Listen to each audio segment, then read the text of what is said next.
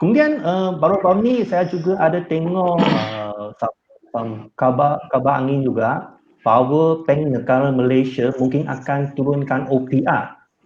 So sebelum ni OPR pernah turun 0.5 kan, 0.5. Tapi sekarang ni nak turun lagi.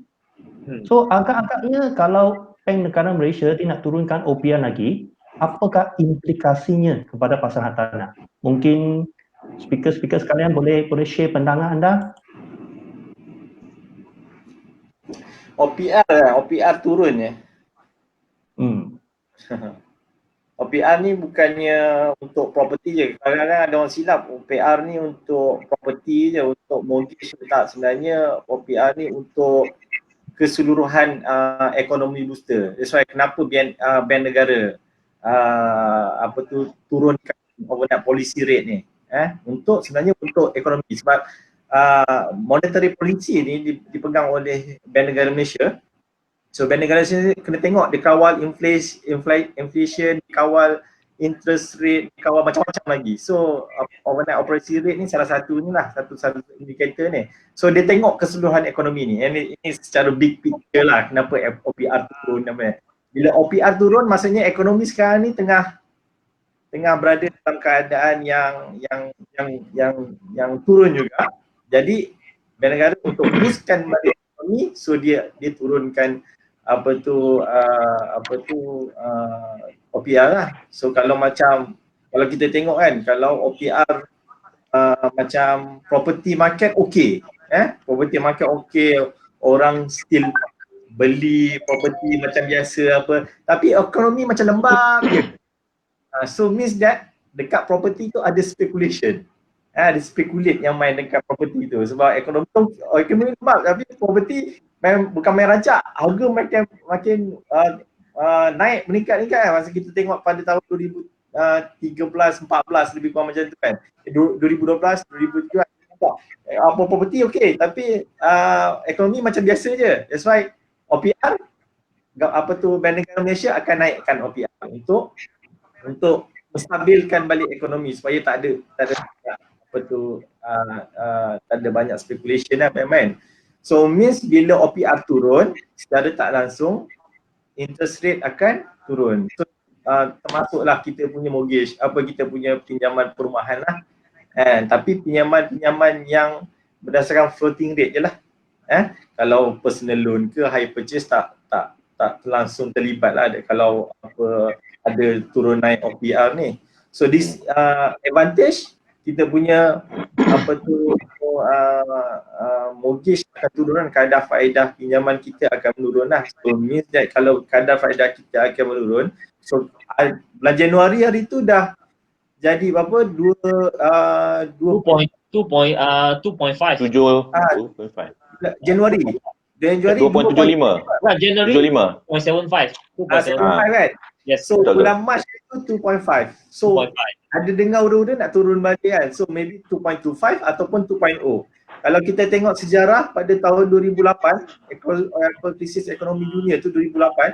So 2009 Januari kita punya OPR adalah 2.5 Januari untuk 2009. And then untuk Februari 2009 turun sebanyak 2.5 jadi 2.0. Maksudnya ikut sejarah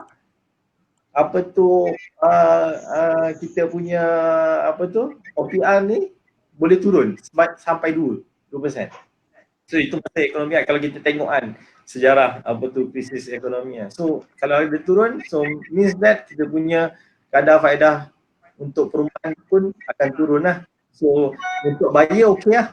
Untuk yang peminjam mungkin dia punya ada reduce mana yang ini akan reduce sikit lah dia punya bayaran installment bulanan, dan juga untuk buyer baru kemudahan untuk dia ni muat cheaper lah dia punya ansuran. Tapi even OPR turun, dia ada disadvantage juga. Disadvantage untuk orang-orang yang simpan fixed deposit. Ada turun. So bila fixed deposit, interest yang dia dapat tu akan sikit lah. Bagi sikit so kalau macam ada saya punya klien yang simpan dia punya pencen dekat fixed deposit. So dia punya fixed deposit dia akan ada terganggu sikit lah. Dia punya aliran pendapatan dia ada terganggu sikit lah. Bila terganggu sikit maksudnya dia kena kontrol sikit punya perbelanjaan lah. Bukan, dia kena keluarkan beli properti. So itu salah dia. So that's why bila orang yang pegang fixed deposit ni, so orang akan keluarkan fixed deposit tu daripada bank. Maksudnya bank pun hilang reserve sikit lah.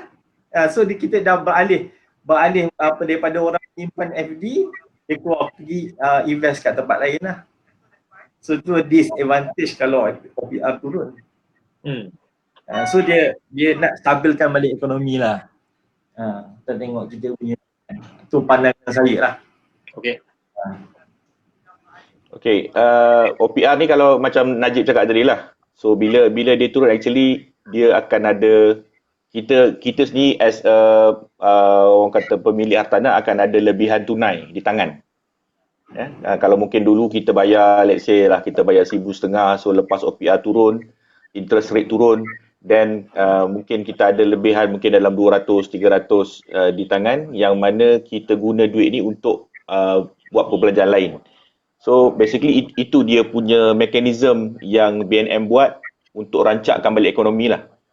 Sebab kalau dia still maintain OPR tu masih lagi tinggi dan ekonomi kita stuck nanti, so aliran tunai dalam pasaran tu tak ada. So itu salah satu contoh, salah satu sebab kenapa dia buat macam itulah. Kemudian implikasi kepada hartanah macam kita bincang sebelum ni juga, satu masa yang sangat baik untuk orang lain beli sebab interest murah, bayaran lagi murah daripada kita yang beli awal dulu, yang mana kita dah bayar interest tu lebih dah daripada orang yang beli sekarang. Tak silap saya dalam 2 minggu lepas ada seorang kawan saya, dia bagi dia tanya saya, dia kata, "Yus, sekarang ni okey tak untuk macam mana dia kata macam mana nak kurangkan bayaran rumah dia secepat mungkin?" So saya tanya berapa tahun lagi. So dia kata dalam 11 tahun. So saya minta dia bagi dokumen loan dia. Dan saya tengok dia buat loan dia actually dia buat refinance pada tahun 2009. So pada waktu saya dapat tu, mungkin saya nak advise dia, this is the time yang cantik lah untuk dia refinance pasal interest dah turun. Tapi 2009 tu memang saya tak involve lagi dalam property, so saya tak tahulah buat apa benda OPR ke interest ni, tak ada. So waktu tu saya calculate based on BLR dia, waktu tu dia enjoy 3.55%. 3.55%. Memang murah. So, sebelum saya dapat dokumen tu, kita pun advise lah. Sekarang baguslah kau refinance, sekarang kau boleh dapat below 4%. Lagi murah daripada government, kan, government punya rate. So kita okey lah. Bila dia bagi dia punya offer letter dia, loan offer letter, tengok depan tu, tengok tahun 2009, tengok BLR berapa kira-kira, ini 3.55% ni. Cakap kalau macam ni kau keep lah, jangan refinance lah, kan. Sebab kalau tak buat mana pun. Kecuali lah kalau katakan selepas ni OPR tu makin menurun dan dia punya interest lagi low daripada tu, dan mungkin boleh consider lah. Itu pun kena tengok kos-kos lain yang terlibat. Kalau kos lain tu lebih kurang sama aja, dia punya implication dia, kalau tak tukar, then better leave it macam tu je, kan. And then just guna method lain lah untuk reducekan dia punya pembayaran bulanan dan pendekkan dia punya tu lah, dia punya tempoh bayaran. Yes. Itulah yang saya boleh share. Kebetulan dalam masa 2 minggu lepas lah, waktu first OPR turun tu, kan. So kita mesti ramai juga untuk nak refinance, kan, dia loan. Betul. So kita nak advise lah. So bila kita tengok tu, dia dah 3.55, dia tak payah kan.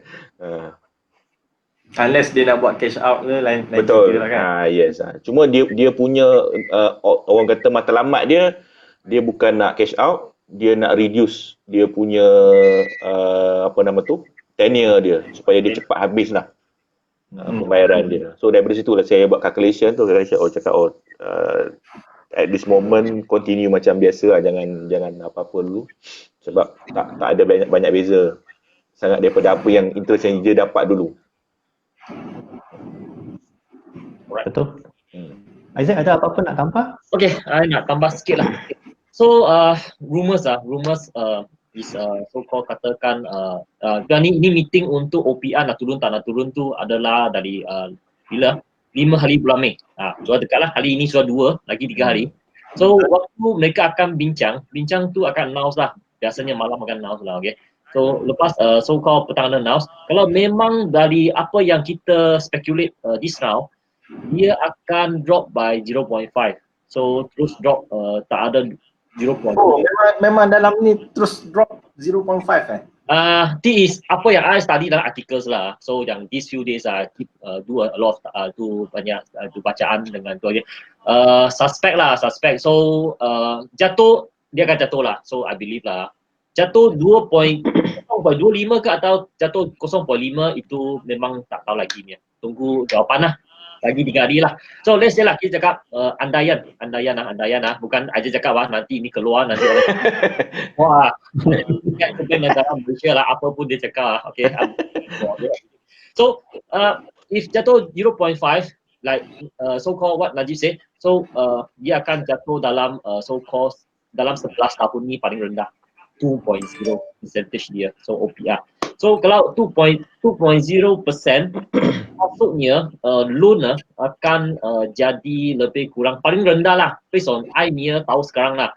Sebelum itu OPR jatuh dari Disember, dia punya loan paling rendah is about 4.1. I mean the best rate lah 4.1 we can get 4.1 from one of the bank, okay. So 4.1. So kalau dia jatuh sampai so called hari ni kalau jatuh from 3 jatuh sampai 2 lah, that mean that the OPR lah previously is 3 now is 2. So jangan ada 2, so memang dia jatuh 1. That mean that the loan will fall around 3.1 to 3.2. Yes, lagi rendah daripada use punya kawan 3.5 3.1 or 3.2. So memang bagus untuk so called bukan just hartanah, so you can go for personal loan, you can go for hire purchase loan also later juga lah. Tapi because of personal and hire purchase tu is more to like so called dia akan bring in a lot of benefit mah. Tapi for property like I say lah, long term gain dia pun akan gain juga about 6 to 7% in KL. Nanti tak tambah lagi rental yield lagi. Kalau rental yield masuk lagi, easily dalam long run you boleh dapat 8 to 9% at least, sekurang-kurangnya 8 to 9%. So that's why it's a very so called I say a good investment. Then some more kita akan paying interest of the so called bank rate lah. Pinjam $1 baru bayar dia punya pokok sebanyak 30,000 satu tahun aja. Consider it's very low lah. So okay, reducing of OPR dia akan bawa kebaikan juga untuk ekonomi Malaysia, like you say, okay, dia akan increase the cash flow lah, aliran so-called tunai dalam market. So kalau ada banyak aliran tunai, so dia akan so-called increase the domestic spending. So local spending akan jadi banyak lah. So kalau kita jadi banyak, we will bring in a lot of business akan jalan, everything is one of the so-called government near to so-called cara untuk nak so-called nak kuatkan balik kita punya the economy. Okay, so jadi with this of the so-called I say lah money flow in the market lah, this for agent lah, So memang ramai maybe mereka tak nak simpan FD lah, dia nak keluarkan dia punya FD. I believe FD kat Malaysia untuk orang simpan agak banyak juga bukan main-main ya. Ini memang I pernah tahu ada banyak FD, banyak orang angkat cukup simpan aja. So mereka akan keluarkan FD kepada ni market. So akan pergi mana? Bagi saham, public mutual fund, bagi properties, bagi benda-benda yang boleh so-called dapat lagi so-called interest yang lagi tinggi compared to dalam FD lah. Memang FD sudah turun lah. So that's why untuk agent this is the best moment to like so-called to like target you near so-called you get investor jugalah atau pembeli lah yang memang ada so-called by FT ni lah. So it's a good timing for them to they want to take out already. They memang nak keluarkan duit ni. Just ini money, adakah dia pak dalam saham ke, ada public mutual ke, ada property ke? So it's for you to decide. Kalau you boleh dapat satu property yang cantik, good location dengan ada rental you, everything to convince him, memang dia akan beli. Yes. Memang ni cash memang dia sudah ready untuk pakai. Just bukan sistem FT dah. So FT tu sudah tak ada so-called any so-called big impact atau benefit untuk dia keep continuous keeping dalam FT. Dia akan keluarkan untuk buat investment. Yes. So that's why I say lah, opportunity juga kat sana lah. So cuma agent lah kena lagi kerja keras untuk dapatkan this group of client untuk atau get more listing yang cantik ni memang cantik ni listing untuk promote to the client. So this is the so-called the benefit of the OPR lah. So kalau jatuh, so it will be stimulate the business of the property juga. Selain into on the interest, dia pun akan stimulate on the so-called people to the intention to buy akan jadi tinggi, more higher for intention. Then one more thing, ini just andaian lah, andaian lah.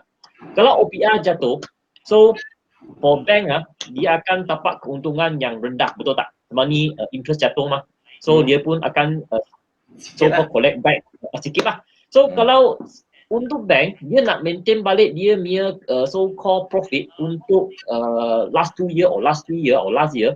So for C bank pun akan dia longgarkan lah. Dia akan fikir macam mana nak boleh keluarkan lagi banyak pinjaman.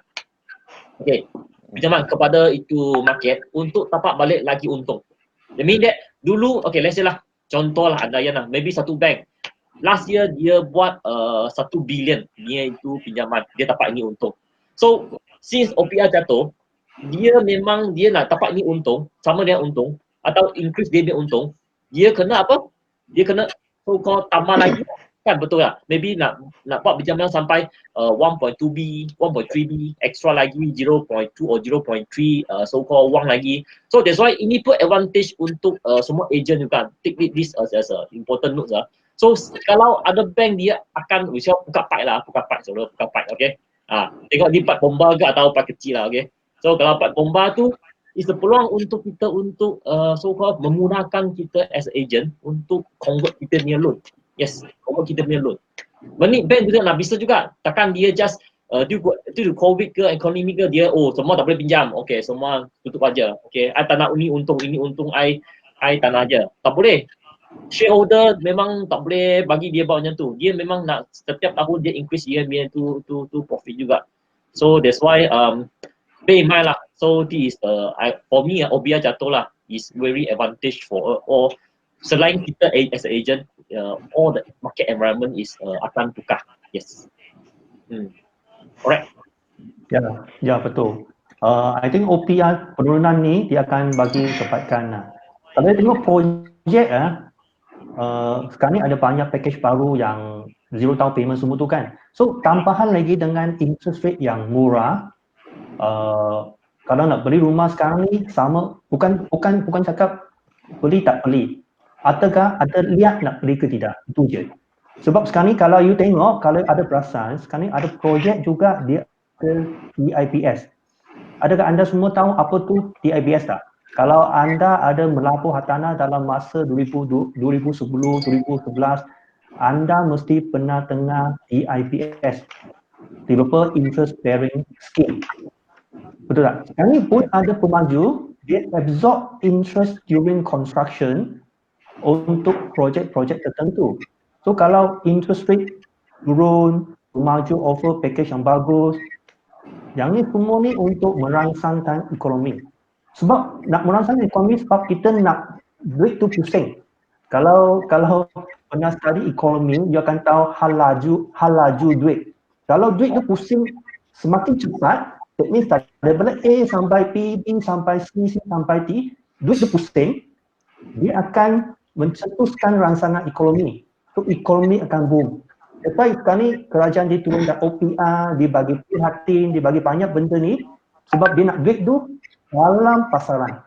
Macam apa yang dibuat oleh US lah, dia buat QE kan, betul tak? QE dia nak print duit. Sebab kenapa dia nak print duit? dia nak duit dalam pasaran. Supaya duit tu dia tukar tangan. Kalau tukar tangan, dia akan ada GDP akan naik. That's why OPR ni penting. So kerajaan nak cetuskan ekonomi. Macam tu. So ada tambahan lagi daripada siapa-siapa? Yus? Najib? Sudah. I think tak adalah macam tadi So Mr. Yong kalau cakap. Macam Mr. Yong cakap tadi, macam Amerika, US dia print duit kan. So basically macam ekonomi is about transaction and spending. Macam tu orang panggil apa? In everyone spending is everyone punya income. Ada orang spend untuk dapat kepada orang lain punya income. So macam itulah. So itu macam itulah ekonomi orang kata secara mudahnya untuk kita faham dia bergerak lah. Ekonomi dia memang dia tukar tangan daripada A sampai P sampai P. Kalau semua orang simpan duit sekarang ni, katakan kita dunia ni ada 4 orang saja. Hanya kita 4 orang saja. Katakanlah. So tapi kita semua ada simpan duit, tak buat apa-apa. So B tak buat kerja, C tak buat kerja sebab tak ada transaksi untuk tukar tangan duit. So ekonomi tak akan boom. That's why apa yang kerajaan sekarang buat, dia nak duit tu pusing dalam pasaran supaya ekonomi giat sikit. This is what the purpose lah, I think. So peluang masih ada dalam pasaran. So kalau nak beli sekarang, mungkin kita boleh nasihat pelapor hartanah ataupun terutamanya orang nak beli rumah untuk duduk sekarang, untuk homestay, beli sekarang. Sebab kalau ni nak beli projek, semua ada package yang low down payment. Kalau ni nak tunggu sampai lepas end of this year ke, next year ke, mungkin masa tu ekonomi sudah berkembang sikit, rumah tu tak akan offer package macam tu.